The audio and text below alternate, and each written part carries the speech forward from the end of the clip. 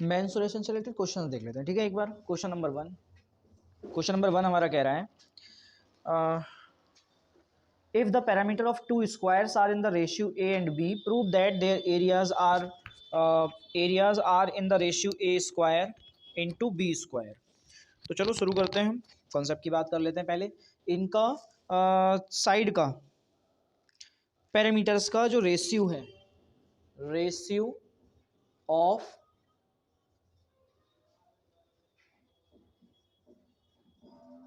Parameters is equal to A ratio B दे रखा है, और हमसे बोला है कि ये प्रूव करिए, prove that ratio of their areas is equal to a square ratio b square. ठीक है, किसका है ये? स्क्वायर का है। किसका है? स्क्वायर। ठीक है, किसका है ये? स्क्वायर का। आगे आ जाओ, कोई नहीं, स्क्वायर का है कॉन्सेप्ट। तो चलिए स्टार्ट करते हैं। अब हमारे पास पैरामीटर तो हमें पता है 4 इंटू साइड होता है ना। तो हम क्या इसको ऐसे लिख सकते हैं, पैरामीटर यानी दो हैं, तो मैं P1 लिख लेता हूँ, किसके लिए? A, और इसके साथ 4 की मल्टीप्लाई होती है, और यहाँ पे एक वर्ड आ जाता है x का। क्यों? क्योंकि हम लेट करते थे। अगर मैं इसको ऐसे लिखना चाहूँ, मान लो कि जैसे मुझे सबसे पहले मैं अगर इसे ऐसे करना चाहूँ, और ratio of their side,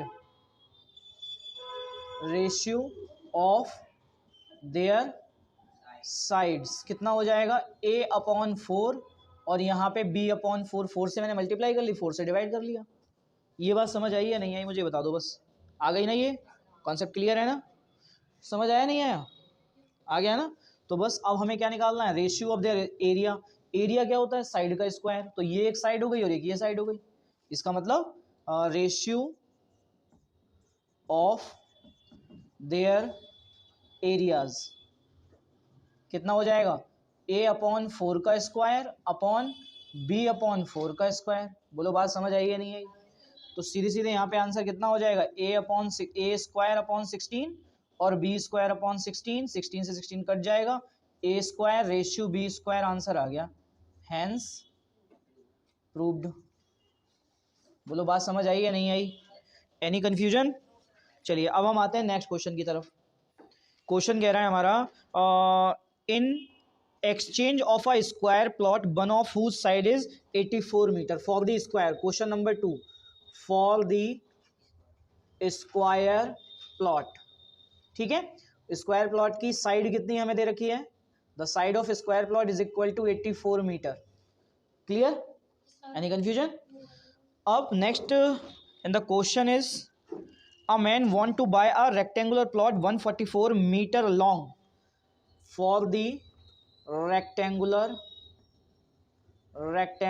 plot, for the rectangular plot। यहाँ पे लेंथ कितनी है? 144 metre. And what is the breadth of this rectangular plot? इस रेक्टेंगुलर प्लॉट की हमें क्या फाइंड आउट करनी है? ब्रेथ फाइंड आउट करनी है ना। तो चलिए हम स्टार्ट करते हैं सबसे पहले तो। और उसने ये भी बोला है कि इसका एरिया चेंज नहीं होना चाहिए। जितना इसका एरिया है स्क्वायर प्लॉट का है, उतना ही एरिया इस रेक्टेंगुलर प्लॉट का आना चाहिए। तो हमें स्क्वायर प्लॉट का पहले एरिया फाइंड आउट कर सकते हैं हम, इजीली कर सकते हैं ना। तो हम क्या लिखेंगे? Area of square plot is equal to side का स्क्वायर। बोलो बात समझ आई या नहीं आई? और यहाँ पे साइड कितनी दे रखी है? 84 का स्क्वायर। Any confusion? चलिए अब यहाँ पर आते हैं। क्या मैं अभी इसको कन्वर्ट अगर करूँ तो 16 और 64 32 दूनी 64, 6 5 और 0 7 7056 ये एरिया आ गया। ये किसका एरिया है? Metre square. अब हमें क्या लिखना है? Area of rectangular plot is equal to कितना हो जाएगा? Length into breadth. और रेक्टेंगुलर प्लॉट का एरिया इस स्क्वायर प्लॉट के एरिया के इक्वल रहना चाहिए। तो बस यहाँ पे वैल्यू अप्लाई कर दीजिए। कितना आ जाएगा? 7056 is equal to length into breadth. और लेंथ की वैल्यू हमें यहाँ पे दे रखी है। कितनी दे रखी है? 144। यानी इसको इधर ले आएंगे तो 7056 upon 144 is equal to b, 2 से डिवाइड कर दो। अब इसे 2 से डिवाइड करते जाओगे, ठीक है, तो कितना आएगा, डिवाइड कर लीजिए, 7 2 से इसे डिवाइड करेंगे तो 3 और 5 2 8, 2 से फिर डिवाइड कर दीजिए, ये आएगा 36, 2 से इसको डिवाइड कर दीजिए तो ये यहाँ पे कितना आ जाएगा 1 7 और 6 4, वापस 2 से डिवाइड कर देंगे 18, 2 से डिवाइड करेंगे तो 8 1 चला जाएगा 8 2, अब 2 से फिर डिवाइड कर दीजिए तो ये 9 हो जाएगा, 2 से डिवाइड करेंगे 4 4 1, और क्या ये 9 से डिवाइड हो जाएगा, बिल्कुल हो सकता है, 9 1 जा 9, 9 4 जा 36, 36 81, 9 9 जा 81, यानी b इज इक्वल टू कितना आ गया 49, b इज इक्वल टू कितना आ गया 49 मीटर, जो उसने पूछा था रेक्टेंगुलर प्लॉट की ब्रेथ कितनी होनी चाहिए। नेक्स्ट क्वेश्चन हमारा थर्ड वाला हो जाएगा, यहाँ पर वो हमसे क्वेश्चन बोल रहा है the parameter of two squares are, यानी कि हमारे दो स्क्वायर के पैरामीटर, ये स्क्वायर है, वर्ड जरूर लिख लेना ये, ठीक है, square is equal to 748 metre, और सेंटीमीटर है तो इसे सेंटीमीटर कन्वर्ट कर लो, और यहाँ पे P2 इज इक्वल टू कितना दे रखा है, parameter of two squares are 336 centimetre. बात समझ आ गई। अब हमसे क्वेश्चन कह रहा है find the parameter of square whose area is equal to the sum of the areas of these two squares, इन दो स्क्वायर का, ये जो दोनों स्क्वायर है ना, इनका या जो सम करके इनका एरिया आएगा, इतने बड़े एरिया का एक नया स्क्वायर बनाना है तो उसका पैरामीटर क्या होगा। तो चलिए हम इसको पहले तो फर्स्ट वाले फॉर दी फर्स्ट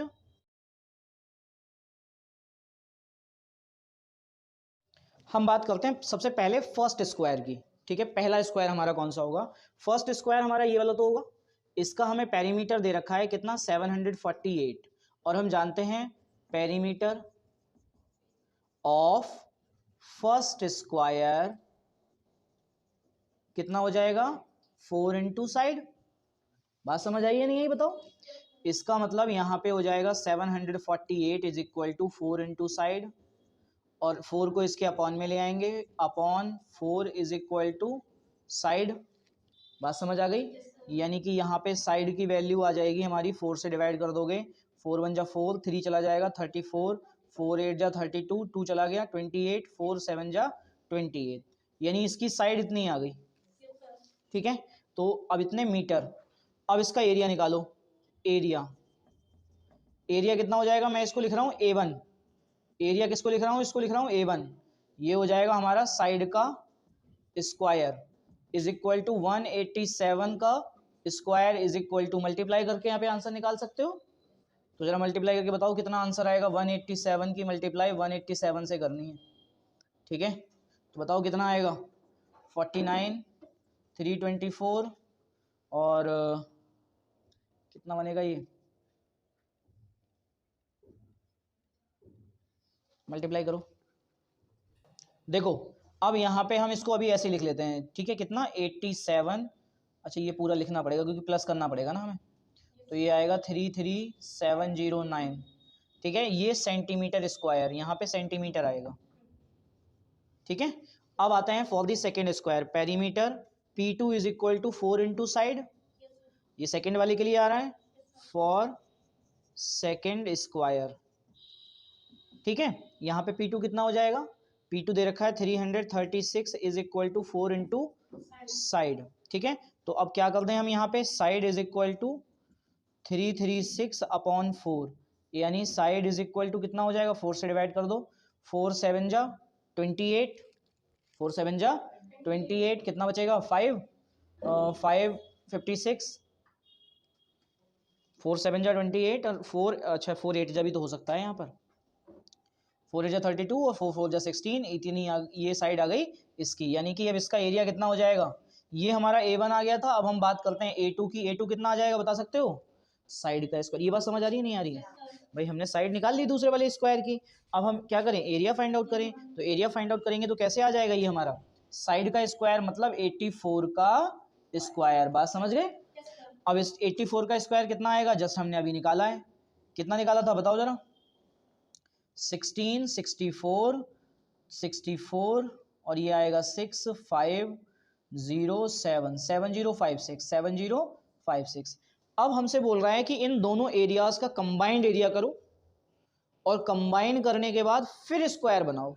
तो चलो जरा, यहाँ पे a आ जाएगा a1 plus a2 is equal to 33709 plus 7056। ये देखो मल्टीप्लाई करके जरा चेक कर लेना, ये कहीं गड़बड़ तो नहीं हो गया है। 126 कितना आ रहा है? 3 पक्का? देखो जरा, इसको यहाँ पे सही कर लो। 349 कितना था? 34969। तो यहाँ पे ये सही कर लेना, मुझे लग रहा था कि इसमें कुछ मिस्टेक हुई है। 34969 ठीक है। ये यहाँ पे कौन सा बैठा दो, ये समझ आ गया? कंफ्यूजन तो नहीं है कोई यहाँ तक? अब आते हैं नेक्स्ट कॉन्सेप्ट। इन दोनों को प्लस करोगे कितना आएगा? 6 और 9 15 5 11 12 2 और ये आएगा हमारा 9 और 2 11 1 7 4 11 और 12 का 2 1 3 और 4। इसको प्लस करोगे तो इतना आ जाएगा, ठीक है। और हमसे बोल रहा है कि अब इसका ना दूसरा जो तीसरा वाला एरिया आया, तीसरा वाला जो स्क्वायर आ रहा है, उसकी साइड, उसका पैरामीटर बताओ। तो हम पहले साइड निकाल लें, यानी कि area of third square is equal to side का स्क्वायर, यही होगा ना। तो ये आया 42125 और इसका under root is equal to side. ये बात समझ आई या नहीं आई? बताओ, नहीं आई? देखो एरिया थर्ड वाले का एरिया ये तो निकल के आया है ना। इस एरिया को हम यहाँ रखेंगे और मैंने बताया था जब इधर स्क्वायर होता है, जब वो इधर आता है स्क्वायर तो अंडर रूट बन जाता है, बताया था ना। तो ये वाला वही केस है, अंडर रूट बन गया। बात समझ आ गई? अब इसका स्क्वायर रूट निकालो। चलो स्क्वायर रूट निकाल के फटाफट मुझे बताओ कितना आंसर आ रहा है। इसका स्क्वायर रूट ऐसा नंबर आएगा जो लास्ट में 5 हो जिसके। देखो अब यहाँ पे कितना हो जाएगा? 205। ये इतना सेंटीमीटर साइड आ गई किसकी? थर्ड वाले स्क्वायर की। बात समझ आ रही है? अब यहाँ पे क्या करना है? बस हमें पैरामीटर फाइंड आउट करना है। Perimeter for third